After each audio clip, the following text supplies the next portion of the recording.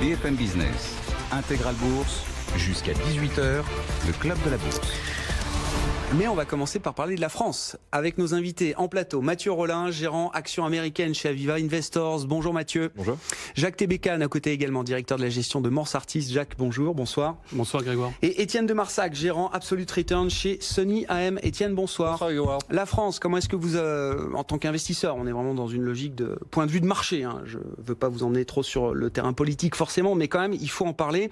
Les annonces d'Emmanuel Macron hier soir, qui justifie plus de flexibilité budgétaire par un état d'urgence économique. Alors oui, est-ce que c'est comme ça que vous l'entendez aussi, Jacques? Et les implications que le tournant français va avoir auprès des partenaires européens et auprès des ambitions européennes qu'on pouvait avoir. Alors déjà, en termes de décision, ça implique effectivement une plus grande flexibilité, puisque l'objectif, c'était de revenir sous les 3% de déficit budgétaire sur PIB. Et manifestement, donc on n'a pas encore tous les éléments, on monterait sur l'année prochaine à 3,5 avec les dernières mesures. Donc ce qui nous met déjà en porte-à-faux par rapport au pacte européen. Je précise juste, hein, en intégrant la bascule du crédit impôt compétitivité emploi en baisse de charge pérenne, qui est un coût one-off sur une année de 1 point de déficit sur PIB, grosso modo. 0,9 nous dit merci. En affichage, global, on sera à 3,5. 3,5. D'après les estimations, et il y aura peut-être des arbitrages par la suite. Donc ça, c'est déjà le premier point. Donc effectivement, on n'est plus dans les clous. Pour mémoire, l'Italie projetait un déficit d'un peu moins de 3% et ils ont été sanctionnés par leurs camarades européens. Donc déjà ça c'est le contexte, dans un contexte en plus français de dette sur PIB qui est élevé.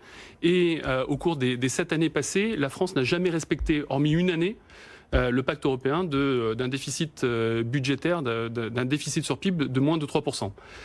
Donc on n'est pas du tout dans les clous du contrat qu'on a passé avec nos camarades européens. Maintenant, si on regarde la réaction des marchés, elle est pour l'instant, donc si on se place du point de vue investisseur, elle est pour l'instant assez calme. Donc les spreads France-Allemagne se tendent. Ils se tendent depuis fin novembre, donc il n'y a pas eu de choc suite aux annonces hier, en tout cas aujourd'hui, suite aux annonces du président Macron. Mais depuis le mouvement des Gilets jaunes, on voit une tension sur les spreads. Si on compare avec la crise italienne, on est très très loin. Je prends pour citer un chiffre. Le spread 10 ans France-Allemagne est aujourd'hui de 45 BP. Là où en Italie, contre l'Allemagne, on est à 250 BP. Ouais. Donc on n'est pas du tout dans les mêmes ordres de grandeur. Maintenant, qu'est-ce que ça présage? Donc, on est du point de vue marché, pour l'instant, il y a une réponse des investisseurs qui est plutôt calme. Une attention. On s'intéresse à ce qui se passe. On s'intéresse à ce qui se passe. Et, comme ça que je le dis. Voilà. Et sachant que jusqu'à présent, dès qu'il y avait un petit peu de stress intra-zone euro, la France suivait le mouvement allemand. C'est-à-dire quand les taux allemands se détendaient, quand il y avait un flight to quality au sein de l'Europe, la France était plutôt considérée comme de la qualité au détriment des autres pays. Donc, ce qui n'est pas le cas récemment, dans un mouvement très limité. Maintenant, si on se projette par rapport au pacte européen, donc d'encadrement du déficit à 3%, ça pose réellement la question du projet européen. Qu'est-ce qu'on veut faire? On voit la montée des partis, des mouvements populistes dans différents pays, un rejet de l'Europe, et donc une interrogation de comment on vit ensemble, notre monnaie commune, et quelles règles on adopte. Et l'histoire récente montre qu'on n'arrive pas à respecter ces règles. Donc ça implique une remise à plat des règles. Le fait que ce soit la France aujourd'hui qui bouscule les lignes, qui utilise cette flexibilité budgétaire, est-ce que vous le voyez comme une opportunité justement, alors peut-être dans l'urgence, de bricoler quelque chose d'un peu plus adapté à la situation actuelle, d'un peu moins contraignant que le pacte de croissance et de stabilité, ou de son application rigoureuse en tout cas? Est-ce que c'est une négociation entendable par nos partenaires allemands, hein, parce que ce sont eux qui comptent dans les pays du Nord, dans l'histoire, et les pays du Nord, la zone marque, comme diraient certains. Oui. Ou est-ce que non? On est dans une logique où la défiance va ne cesser de s'accroître, on est dans une logique où on va sanctionner l'Italie.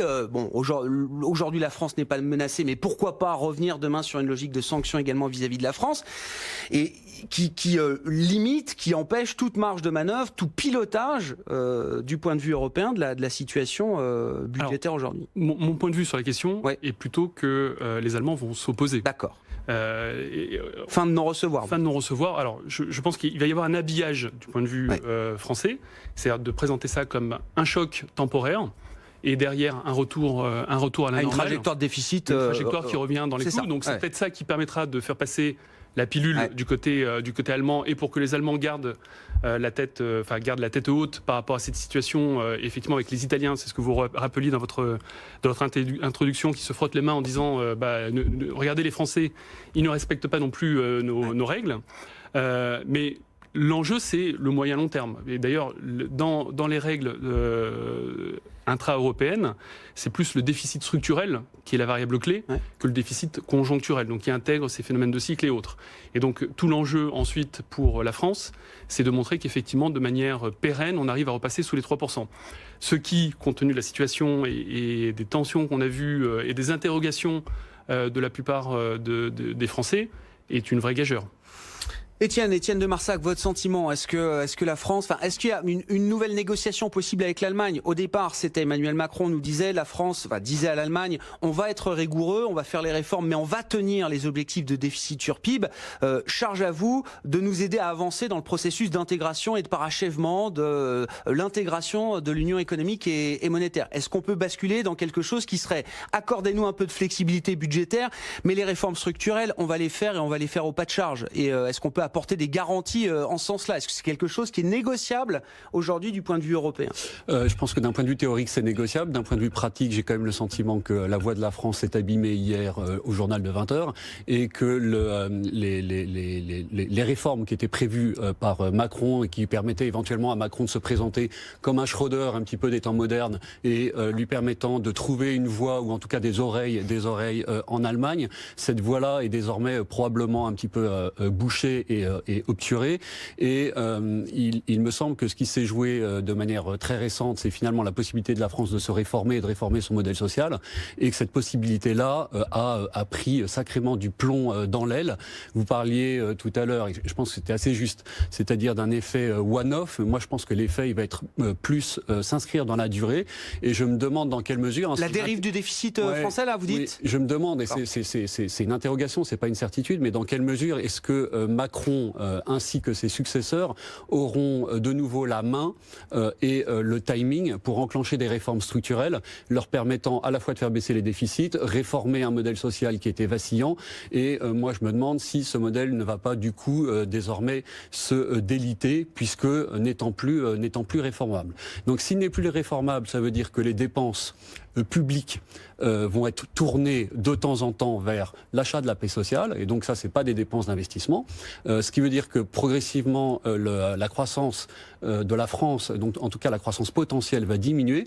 Et vous parliez tout à l'heure de comparaison entre l'Allemagne et la France, et je pense que potentiellement le modèle français en termes de croissance va tendre vers celui italien, c'est-à-dire une croissance potentielle qui s'affaiblit, une dette du coup qui augmente en tendance, et malheureusement un creusement des déficits sur fond de cycle conjoncturel en plus qui est en train de s'affaiblir. Mais la voie de acheter le consentement des réformes, alors avec une flexibilité budgétaire temporaire, mais pour faire des réformes de structure qui amèneraient la croissance potentielle à un niveau plus élevé que ce qu'il est aujourd'hui, vous dites c'est pas le chemin qu'on est en train de prendre, ne serait-ce qu'en se basant sur les faits et sur les annonces. Juste du point de vue de l'Allemagne, elle sait ce que c'est que de faire des réformes, l'Allemagne aussi. Enfin, je veux dire, au début des années 2000, il a fallu acheter aussi le consentement des réformes en Allemagne. Il a fallu aussi accepter cette flexibilité budgétaire temporaire pour faire les réformes de structure. C'est pour ça que je me dis, est-ce qu'il n'y a pas quand même un discours que l'Allemagne peut écouter aujourd'hui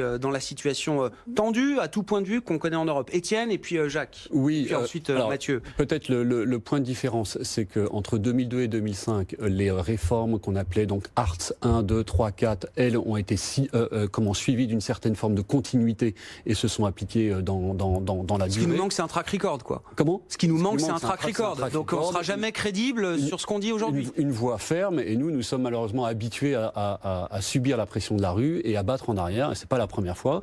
Et donc à chaque fois qu'on bat en arrière, finalement, on donne des arguments nouveaux à la contestation, qu'on nourrit dans la durée. Donc je suis plutôt pessimiste finalement sur cette capacité de réforme qui aurait en tout cas pu se construire dans l'immédiateté, en tout cas dans ce quinquennat.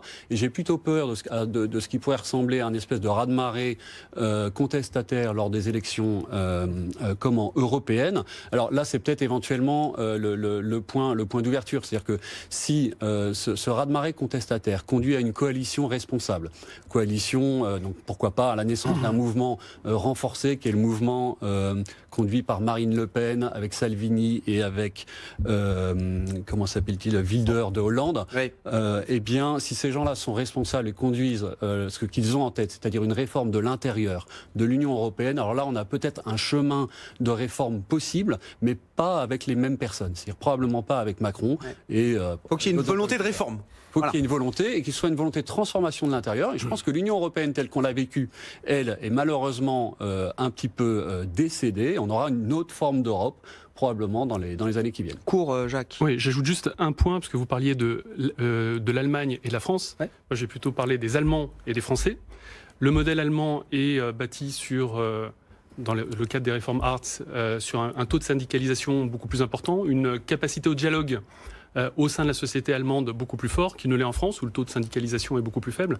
Et donc, pour rebondir sur ce que disait Étienne, la remise à plat, les réformes structurelles dont vous parliez, impliquent des changements radicaux dans la perception qui, si je m'appuie sur le mouvement récent, sont très très loin de l'attente de la plupart des Français. Et avec une capacité à discuter entre nous qui est assez limitée. Mathieu Rollin, vous avez de la chance, vous êtes gérant Action Américaine. Tous ces sujets-là, vous vous en fichez. Non, mais ce qui m'intéresse, c'est qu'il y a quand même la logique budgétaire aujourd'hui. Enfin, j'ai l'impression que 2019 va être marqué justement par cette logique budgétaire. Donald Trump a déjà mis la barre très très haut de ce point de vue-là. Oui. Et on voit tous les débats que ça provoque en Europe et l'incapacité qu'on a de se mettre d'accord sur une trajectoire claire, l'acceptation d'un peu plus de déficit, mais avec des objectifs communs qu'on n'arrive pas à se fixer aujourd'hui. Ce qui est intéressant de voir, c'est que les investisseurs étrangers et américains ont placé beaucoup d'espoir dans Emmanuel Macron en se disant il va être capable de réformer, les choses vont changer, etc. Et on se rend compte, ce qui se passe depuis un mois, ça montre qu'il est complètement en train d'échouer, en tout cas vis-à-vis de l'extérieur, qui ont peut-être pas le même degré de connaissance que nos interlocuteurs, mais donc, vu d'extérieur, d'un point de vue américain, Macron est en train d'échouer. Et beaucoup d'entreprises américaines se disent tiens, notamment en période de Brexit, réinstallons-nous en France, le pays semble accueillant avec Macron, il va se passer de bonnes choses. Et on se rend compte, moi, en les écoutant, j'ai l'impression de réentendre des choses que j'ai entendues, mais 10 fois. Incapacité à réformer. Je suis désolé. Non, mais les déficits. Pardon. Et on a vraiment l'impression qu'on est dans une situation, on est incapable de réformer en France. L'Europe, c'est toujours le bazar. On va pas s'entendre. Les Allemands, effectivement, vont aller nous taper dessus parce qu'on va pas respecter les déficits. Et ça va être un éternel recommencement. Sauf que les moments deviennent de plus en plus graves. Je veux dire, je veux bien que ça ait un air de déjà-vu, je l'entends parfaitement. Sauf que à chaque fois, le moment est plus grave que le précédent. Ce que je veux dire par là, c'est que d'un point de vue des investisseurs, c'est de pire en pire. Donc comme on sait très bien que les bourses européennes sont tenues en grande partie par les investisseurs étrangers, ça n'augure pas de choses très positives non plus de mon point de vue pour les bourses européennes. On a 40 semaines de décollecte sur les actions européennes depuis le début de l'année. Non, mais c'est ça dont on parle, la concrétisation du point de vue. Et là, je crois que c'est vraiment un élément supplémentaire qui ne vient pas aider la situation. Rapide, Étienne, on marque une pause. Un point quand même. L'Europe se reforme toujours dans les crises. Et là, on est en train de rentrer dans une nouvelle phase un nouveau cycle. Et parallèlement à ça, vous avez la construction du budget européen qui est en train de se faire et qui peut permettre, pourquoi pas, donc de renforcer les backstops, donc les firewalls, les mesures protectives. Les mesures de stabilisation macroéconomique. Exactement, en cas de crise.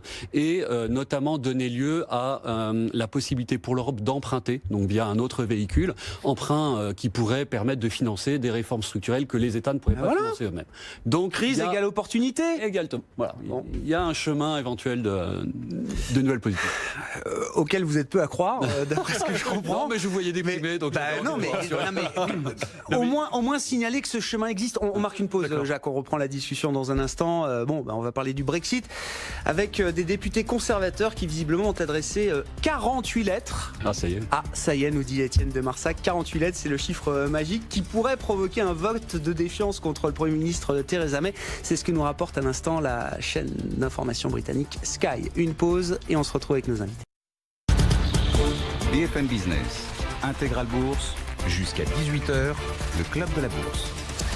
Nos invités en plateau jusqu'à 18h, Jacques Tébéka, directeur de la gestion de Mansartis, Mathieu Rollin, gérant action américaine chez Aviva Investors, qui se demande ce qu'il fait là, puisqu'on ne parle que de l'Europe. Pour l'instant, promis, on va parler des États-Unis. Ça reste important quand même, Mathieu. Et Étienne de Marsac avec nous, gérant Absolute Return chez Sony AM. Basculons sur le sujet Brexit. Je vous apportais l'information de Sky. Il y a quelques instants, des députés conservateurs ont adressé 48 lettres, soit suffisamment pour provoquer un vote de défiance contre la première ministre Theresa May. Donc voilà, dernière information à confirmer, mais qui vient ajouter encore un peu plus de confusion au dossier. Étienne, vous suivez ça de très très près. Vous êtes le seul gérant qui souhaite ardemment s'exprimer sur le Brexit chaque fois que vous venez. Plus maintenant. Non mais alors voilà. Non mais depuis l'annulation du vote, le report du vote qui était prévu aujourd'hui sur le texte, l'accord de Brexit, de séparation comme on dit. Tout est remis sur la table. Toutes les options sont à nouveau possibles. Enfin, quels sont justement là, les chemins possibles désormais pour éviter le scénario du pire? Est-ce que ça reste possible quand même? Oui, et même assez probable. D'abord, peut-être en contexte, en toile de fond, on peut rappeler quand même que le chaos que vous décrivez, c'est une situation permanente, perpétuelle depuis le référendum. C'est-à-dire que ce Brexit a été très très mal préparé et l'invocation, la révocation de l'article 50 a été faite dans la précipitation, donc déclenchant la période de 2 ans et donc ce timing très serré de mars 2019, à partir duquel, si un deal n'est pas trouvé, alors on rentre dans le no deal et donc dans le chaos.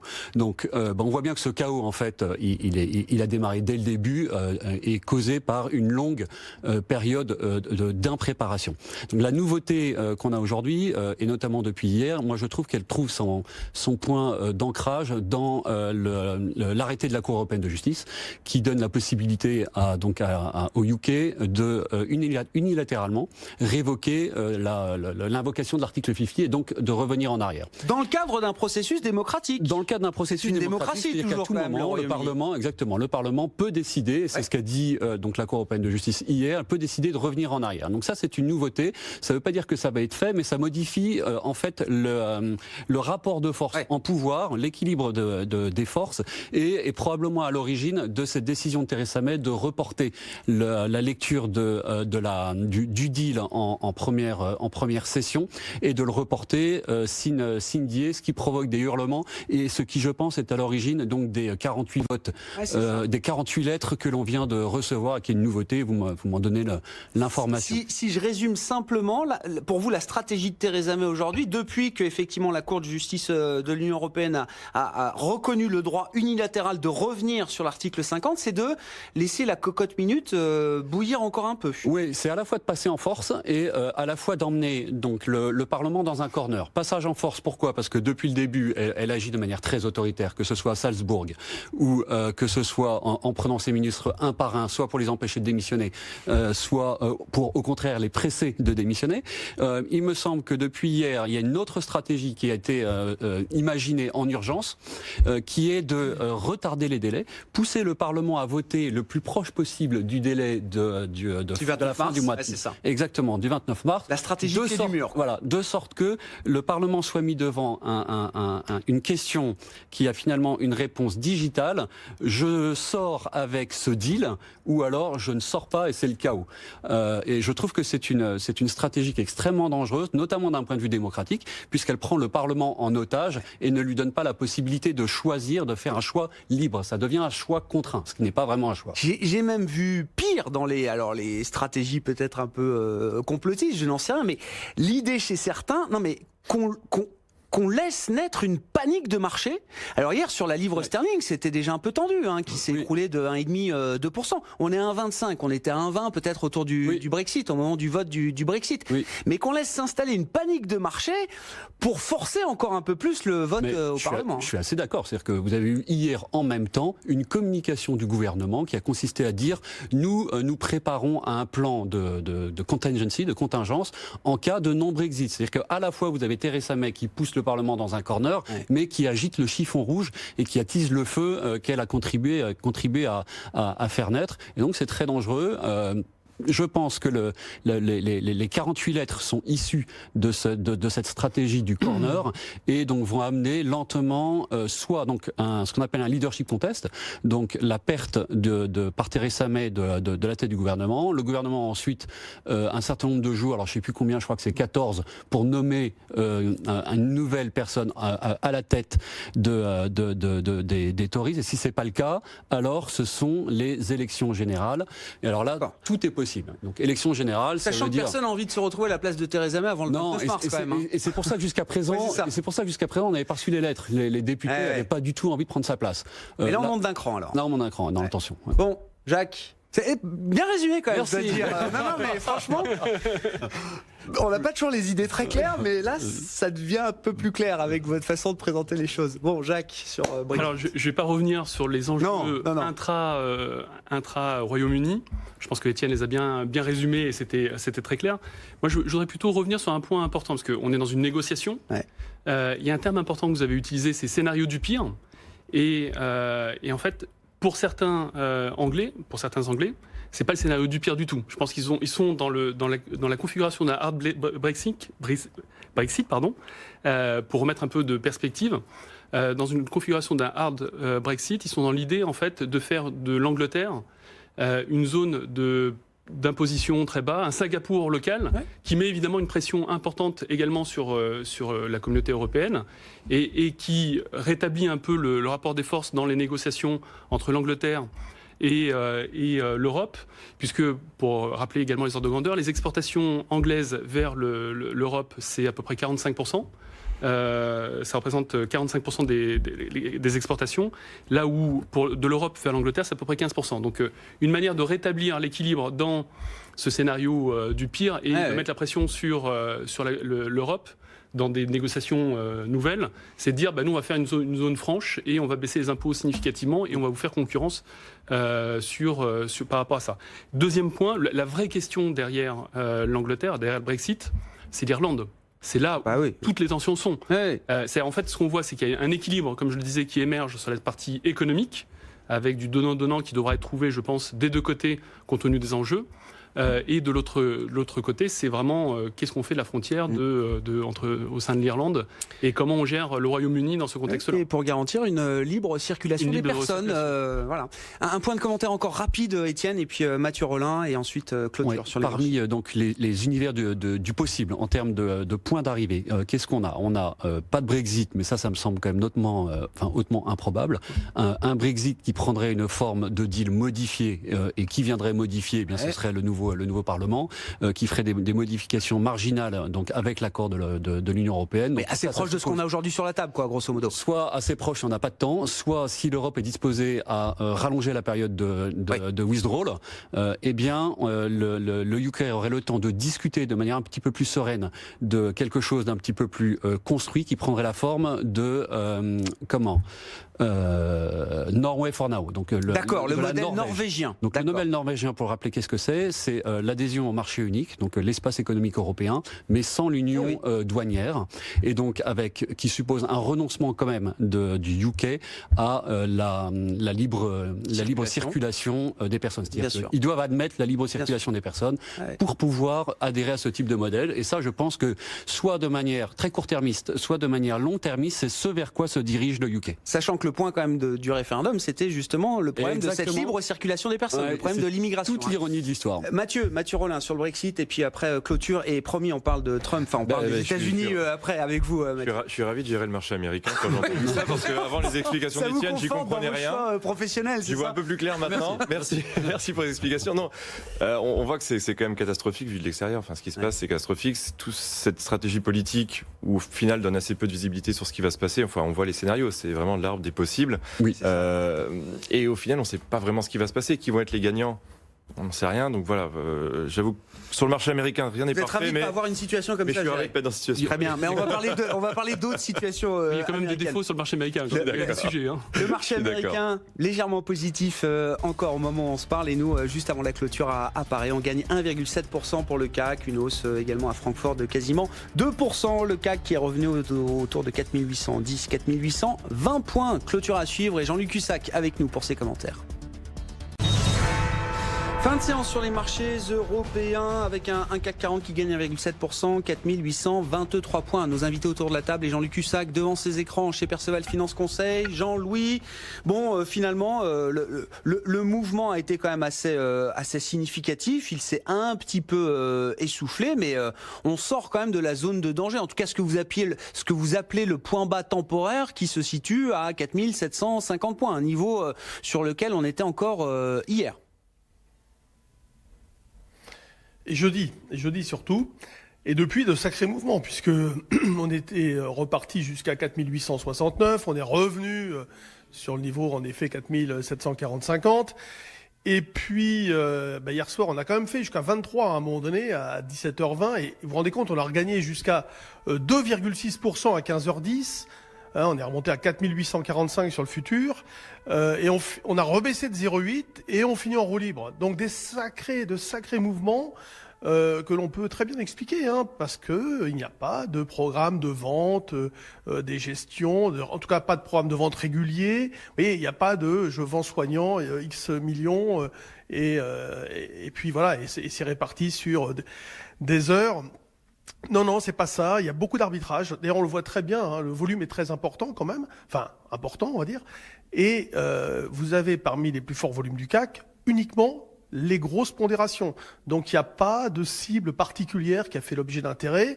C'est vraiment, d'une manière évidente pour moi, de l'arbitrage en grande majorité. Donc cash futur, donc la spéculation assez active sur le futur tout de même, avec en même temps des gestions évidemment de delta par rapport aux options, etc. Mais vous voyez, il n'y a pas de changement fort de psychologie. Et y a-t-il d'ailleurs des raisons qu'il y ait des remises en cause fortes? La méfiance a toujours existé, elle est peut-être un peu plus forte depuis quelques semaines, mais c'est pas non plus des gros programmes de vente comme on a pu voir sur les mid et les small. Donc un marché qui résiste. Moi, je vais chercher à vendre, si vous voulez, si on a des rebonds vers 4875, 4925. Il y a des signes sur des actions. J'ai des indications comme ça qui me permettraient de penser que c'est possible qu'on aille rebondir.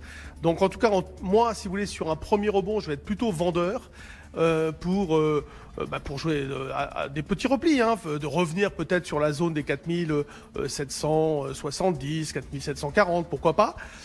Mais je ne joue pas pour le moment, si vous voulez, une forte baisse vers les 4006 par exemple. Ouais. Moi, mon scénario s'arrêtait à 4750, c'est parfait, on l'a atteint. Évidemment, là aujourd'hui, on est en train, si vous voulez, d'en tirer le profit, mais c'est vrai qu'on n'est pas encore dans la prise d'initiative. Sauf que j'ai quand même vendu de la volatilité depuis quelques jours parce qu'elle est fortement remonté. On est remonté jusqu'à 22, 23. On arrivait à vendre du 24, 25 sur des strikes un petit peu plus éloignés. Là, elle s'est bien calmée. Dès que le marché remonte, là, elle est retombée à 18,5 à la monnaie. Donc, une volatilité un peu plus importante que ces derniers, qu'il y a 2 mois, bien sûr. Mais, on va dire, normal, vu les circonstances. Donc, un possible rebond. Il y a des signes dans ce sens-là, mais beaucoup de fébrilité, beaucoup d'incertitude, évidemment, un manque de visibilité, enfin toujours un contexte de marché qui ne permet pas donc d'avoir de vraies convictions.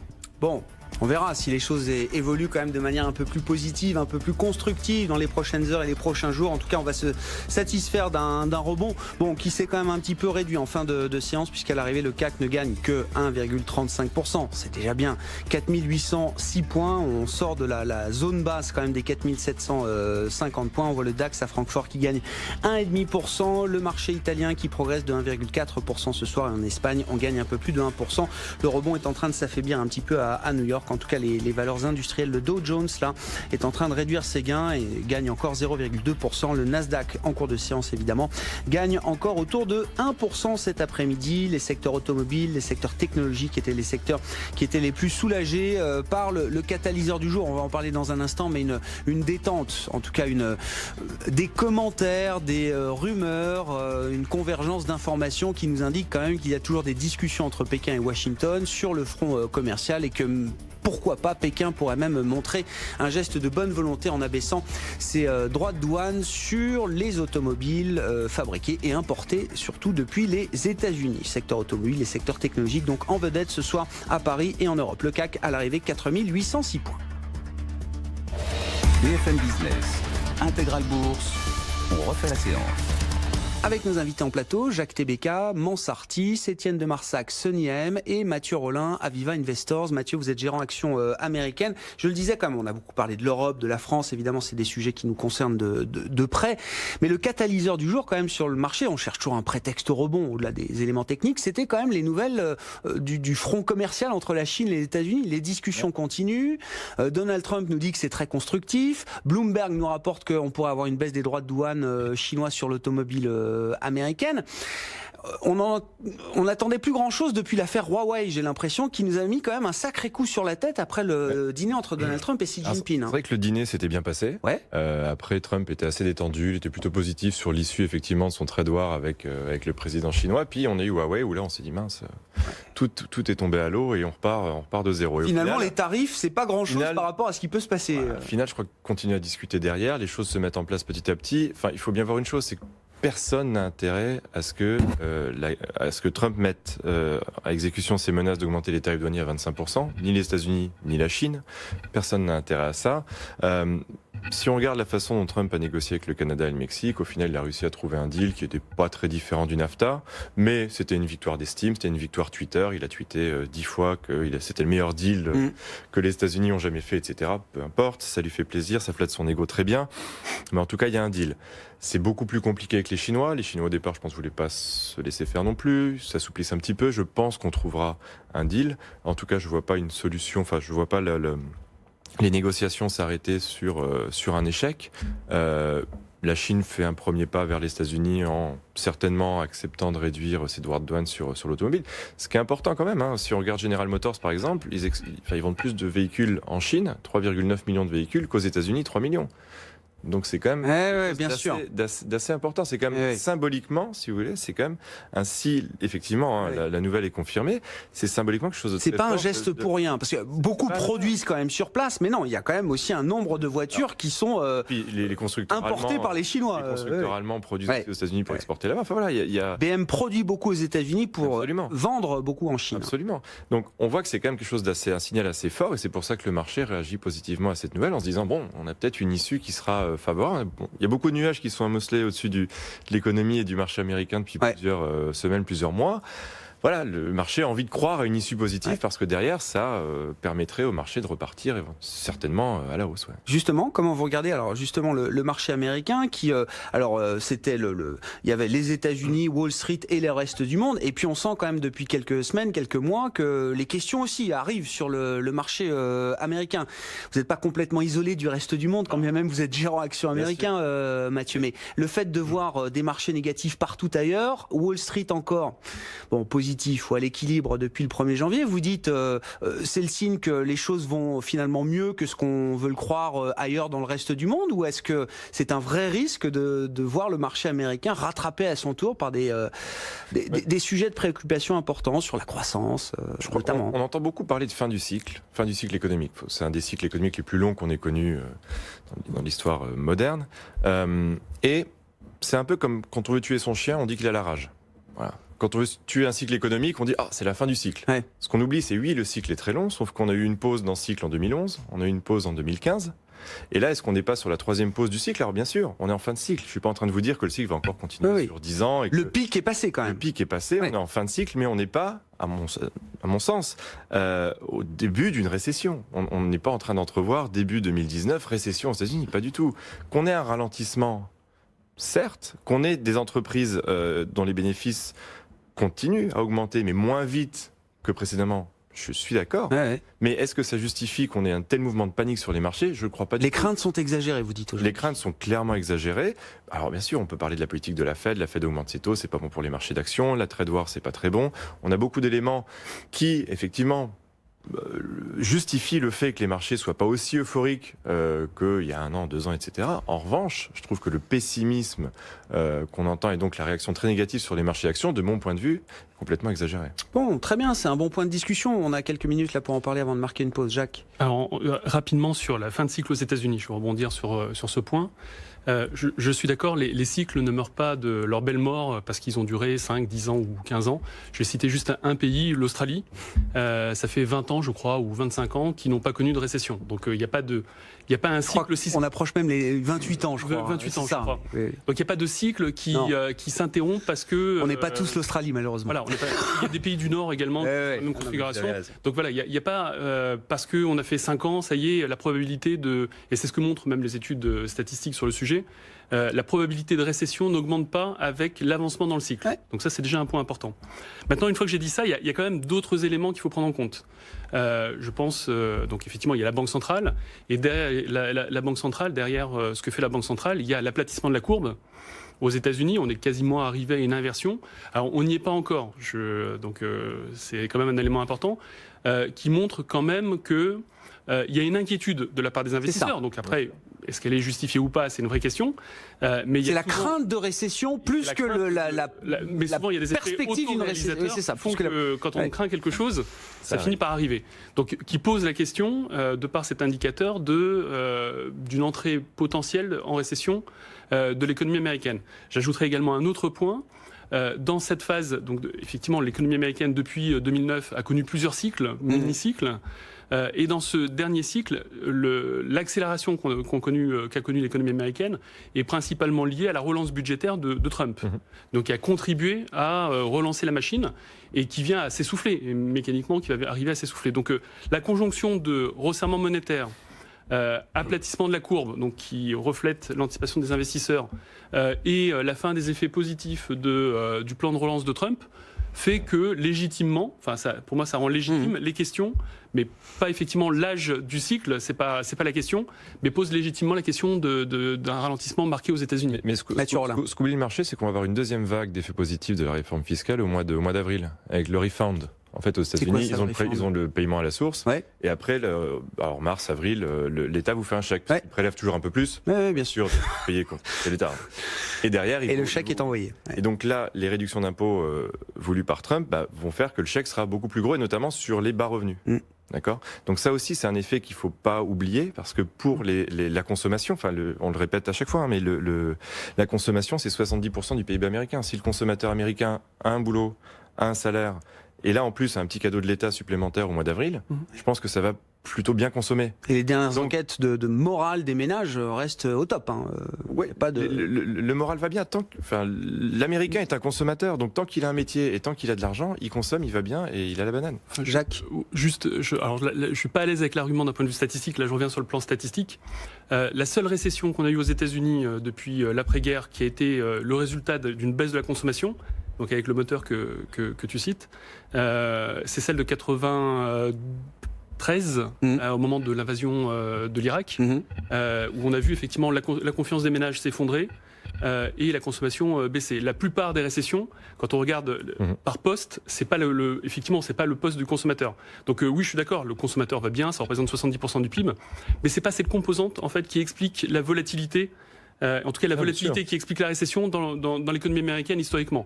C'est plutôt l'investissement, c'est plutôt le stockage, en fait. Ce qu'on voit, c'est cette composante un peu qu'on délaisse un peu, qui est le stockage des entreprises, qui est la principale source de variabilité du PIB américain et qui explique le passage en récession, hormis effectivement la récession de, je crois que c'est 92 ou 93. Où là c'est un vrai effondrement de la consommation négative.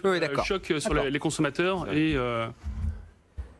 Voilà, non mais parfait, mais je vous laissais finir. On va marquer une pause. On se retrouve dans un instant avec nos invités jusqu'à 18h.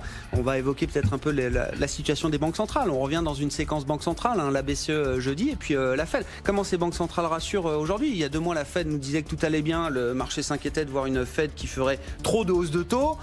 Désormais, ils ont mis un peu d'eau dans leur vin et le marché s'inquiète d'une situation qui serait peut-être plus compliquée sur le plan économique que ce qu'on imagine. Donc ils ont l'air un peu...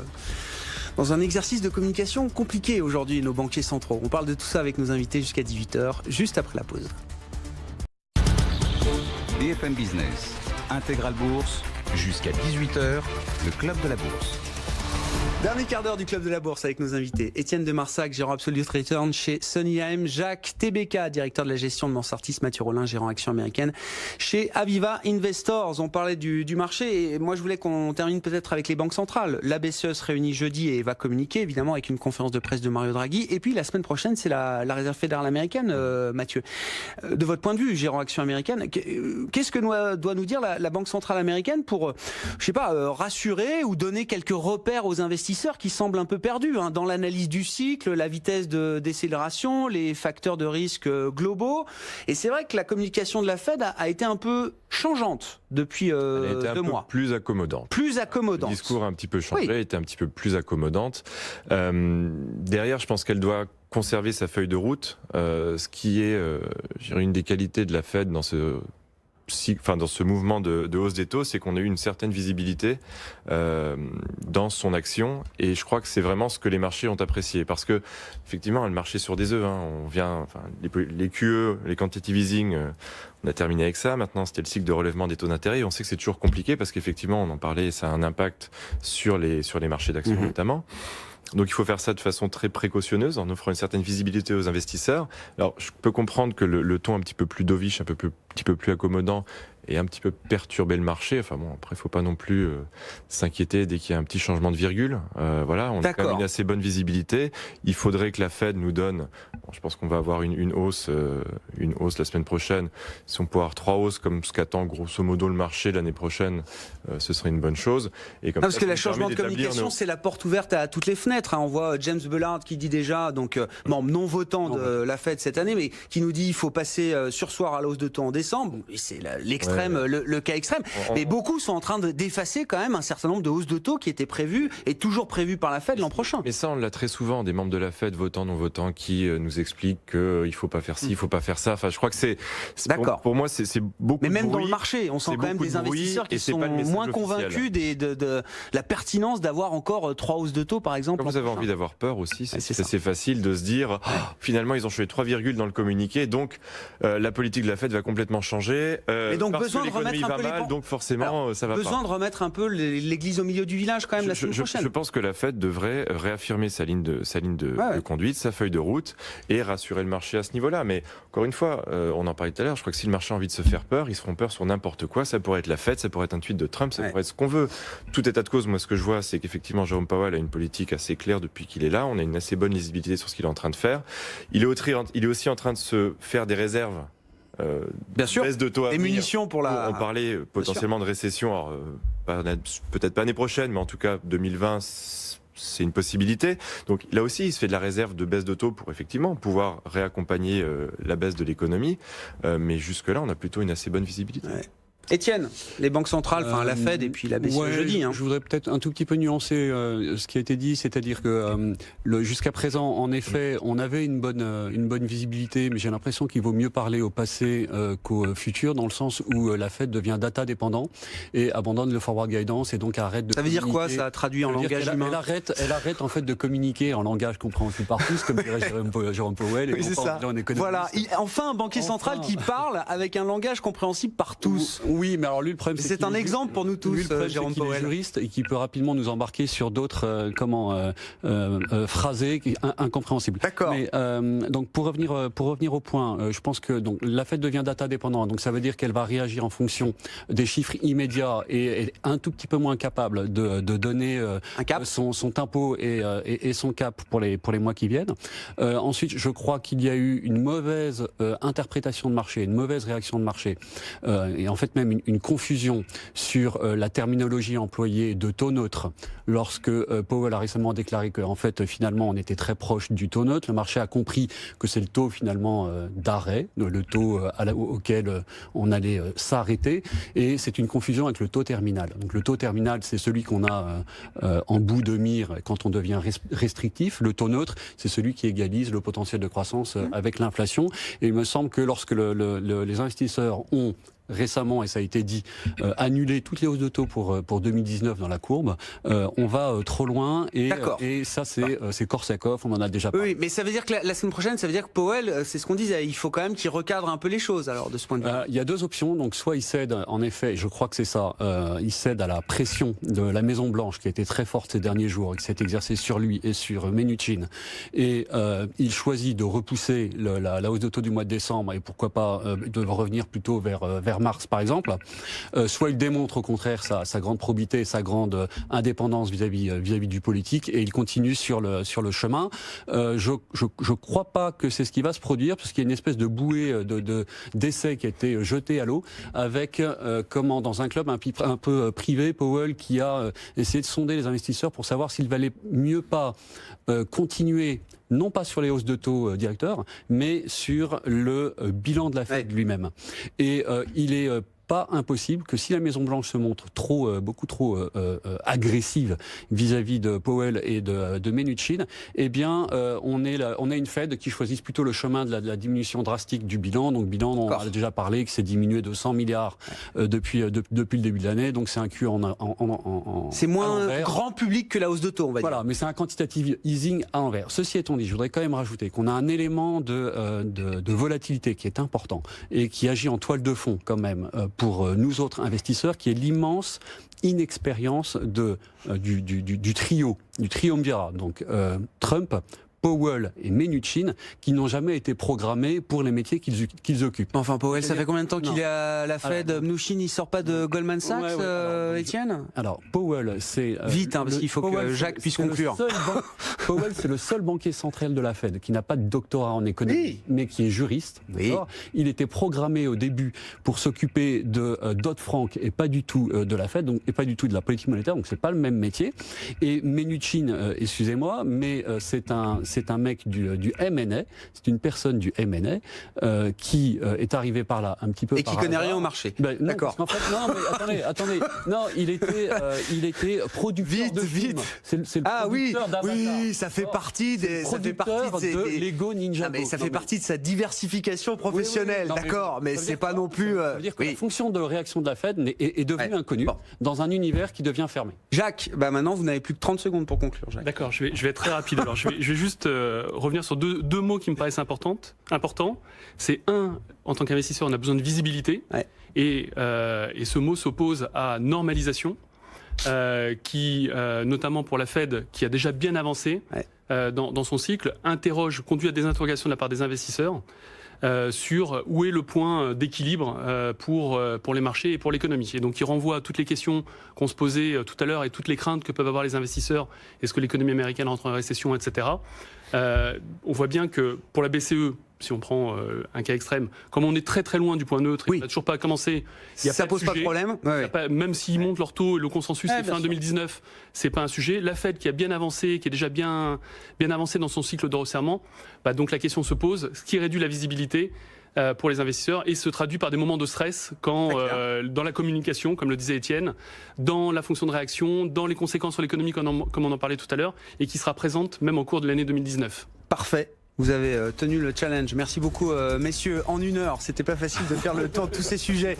Jacques Tebeka, Mansartis, Étienne de Marsac, Sonny AM et Mathieu Rollin, Aviva Investors, qui étaient les invités du club de la bourse, le CAC ce soir, qui s'offre un rebond d'1,35%, 4806 points. Suite au prochain épisode, évidemment, on se retrouve demain dès 15h30 sur BFM Business. BFM Business, Intégral Bourse, jusqu'à 18h, la bourse en temps réel.